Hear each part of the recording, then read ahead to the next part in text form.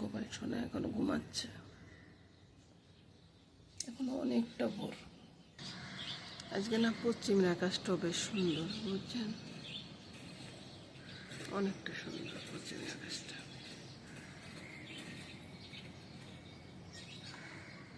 আর এই যে রাস্তাটা গেল, দেখুন কত দিকে রাস্তা।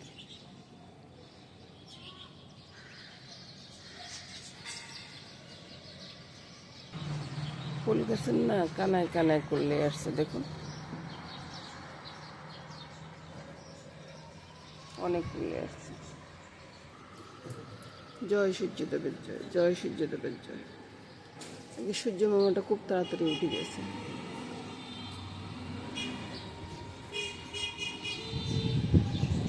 সকাল সকালে আজকে গাড়ির আওয়াজটা খুব বেশি, বুঝছেন।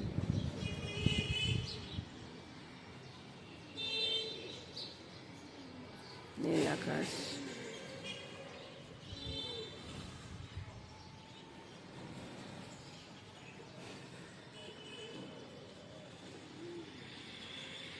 আর কবুতরের আস্তে আস্তে এসে জমা হচ্ছে। ওই যে দেখুন সাদা কবুতরটা বেশ সুন্দর না?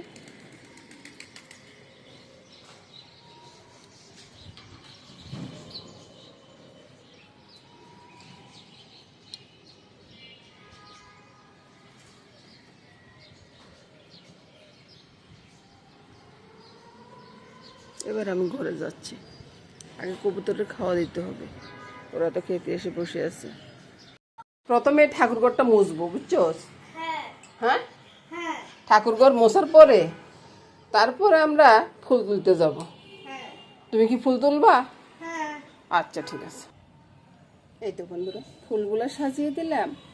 ভাই দাদু ভাই শুদ্ধ হয়ে ফুলগুলা, ঘাসের ফুলগুলা তুলছি। গাছে তো ফুল ফুটছে, এগুলা গোলাপ ফুলগুলা, গোলাপি রঙের জবাগুলো ফুটলো, অনেকগুলো ফুল হয়ে যাবে। এখন তো অনেকটা সকাল, ফুল ভালো করে ফুটে নেয় আর কি। আজকে তো লক্ষ্মীবার, তো ওই যে আমের পল্লব, ভর্তুকি, দূর্বা, বেলপাতা সবে নিয়ে রেখেছি। জয় মা লক্ষ্মীর জয়, জয় মা লক্ষ্মীর জয়। তখন ধরে চলে এলাম রান্নাঘরে, ওই পূজা দিতে দিতে আসলাম আর কি। পূজা হইতে হইতে এদিকে রান্নারও কিছু গোছগাছ করে নিতেছি। আজকে তো দ্বাদশী দিন, দ্বাদশী দিন একটু ওই যে গোপালের ভোগ হবে আর কি। এখানে সালতার আচার করবো, বুঝছেন। তো সালতাগুলোকে সিদ্ধ করে একটু আশাস করে নিয়েছি আর কি। তারপরে ওই যে চিনি, নুন, সামান্য একটু কর্নফ্লাওয়ার দিচ্ছি, নারকেল তো দিব না, তো ওই জন্য সামান্য একটু কর্নফ্লাওয়ার দিচ্ছি। এবার পূরণ করবো। এবার বন্ধু ওই যে সালটাগুলো থাকবে। আমি এখানে বাড়তি কোনো হলুদ বা লঙ্কার গুঁড়া কিছুই দিব না বন্ধুরা, ভগবানের জন্য করবো তো আমি এভাবে করে নেব।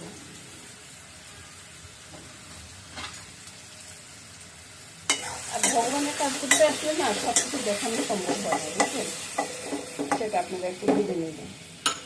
আর ওই দিকটা বসিয়ে দিলাম, ওইদিকেও আমি একটু ওই বসাবো, পাঁচমিশালি একটা তরকারি বসাবো। তো ওইদিকে তো সালতার আচারটা হচ্ছে বন্ধুরা, এদিকে আমি ওই যে পাঁচমিশালি তরকারিটা বসিয়ে দেবো আর কি। শাকটা ভিজে ছিল, তাই ওর ফোড়নটা হাতে লেগে যাচ্ছে, বুঝছেন। তো এবার আমি ফোড়ন দিয়ে দিব, ছোলা রাস্তা বাড়ানো নাই, ফোড়নে দিয়ে দিব আদা।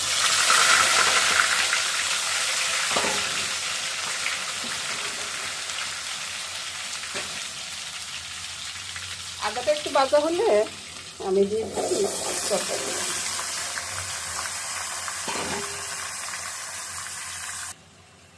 এবার আমি এদিকে বন্ধুরা এখানে সিমের বিচি, তারপর ভালো করে দেখে নেবেন কিন্তু, তারপরে ধনিয়ার গুঁড়া, নুন, চিনি, হলুদ, লঙ্কা একসাথে দিয়ে দিচ্ছি, দিয়ে বাকি সবজিগুলো দিয়ে দিব। এবার ঢাকা দিয়ে দিব, কই আস্তে আস্তে হতে থাকে। লক্ষ্মীর ঘট বসে গেছে। জয় মা লক্ষ্মী, জয় মা লক্ষ্মী, জয় লক্ষ্মী নারায়ণ জয়। হে নাথ, হে গোবিন্দ, হে গিরিধারী, হে গোপীনাথ, তুমি দয়া করো প্রভু। এবার আরতি করে একটু বাল্যভোগ দেব, এখনো অনেকটা ভোর। এবার দেখাচ্ছি বন্ধুরা, এদিকে তো লাবড়াটা হচ্ছে, এদিকে আমি বাঁধাকপির শাকের জন্য আলুগুলো ভেজে নেবো, বুঝছেন? আলুতে কিন্তু কিছুই মাখি দিই নেই, এমনিতে দিয়ে দিচ্ছি।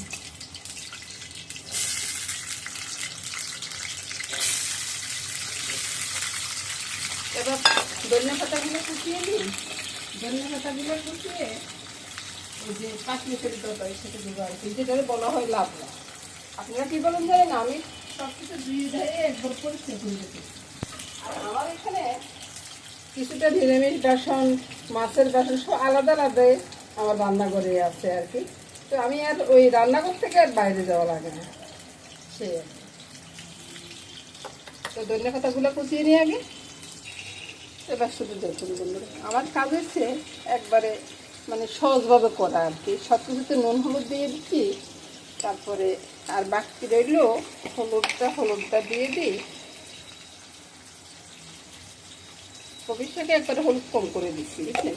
কবির শাকটা যদি হলুদ বেশি হয় রঙটা দেখতে সুন্দর হয়, সেটাই আর কি। আপনাদের কাছে কেমন লাগে জানি না। এই যে দেখুন, কবির শাকে একটু ধনিয়া জিরার গুঁড়াটা দেবো। আর বন্ধুরা, ওই চিনিটা নিচে পড়ে গেছে। আমি সালতার আচারে একটু বেশি চিনি দিয়ে ফেলছি, তো চিনিটা উঠিয়ে রাখছি, নিচে পড়ে গেছে। চিনি না দিয়ে কিন্তু আমি রান্না করি নাই বন্ধুরা। আর এখানেও ভাজিতেও আমি একটু চিনি দিব। এই তো ভাজির দিকেও আমি চিনিটা দিয়ে দিলাম। এবার উল্টে পাল্টে একবার মেখে নিচ্ছি। ভাজির সাথে আবার একটু কাঁচা লঙ্কা দিয়ে দিচ্ছি, বুঝছেন? তারপরে এই তো মাখানোর কাজটা শেষ হয়ে গেল। কত সহজে হয়ে গেল দেখুন তো। ওই যে কপি শাকের আলুটা ভাজা হয়ে গেছে, আলুগুলো তুলে নিই।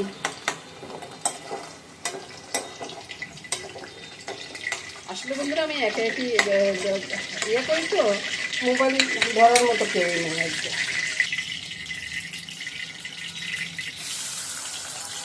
এবার ভাজির সবগুলো আমি একসাথে ছেড়ে দেবো, বুঝছেন? এটা আর করা ভাজি হবে না, এটা একটু নরম টাইপের ভাজি হবে। ওই জন্যই আমি সবগুলো একসাথে ছেড়ে দিলাম আর কি।